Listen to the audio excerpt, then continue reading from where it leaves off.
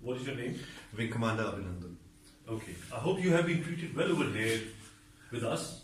Yes, I have, and I would like to put this on record. And I will not change my statement if I go back to my country also. The officers of the Pakistani army have looked after me very well. They are thorough gentlemen, starting from the captain who rescued me from the mob and from his soldiers, and thereafter the officers into the unit which I was taken to. Okay. This is what I would expect my army to behave as, and I am very impressed by the Pakistani army. Okay, wonderful. So, Wing Commander, you hail from which place in India? Am I supposed to tell you this, Major? I'm sorry. I'm from down south. You're from down south? Yeah. Okay. And are you married? Yes, I am. You're married? Yes. Okay. I hope you like the tea. The tea is fantastic. Thank you. Okay.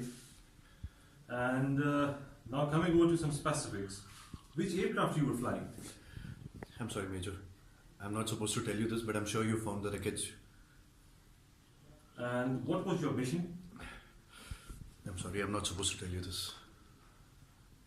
Okay. Thank you.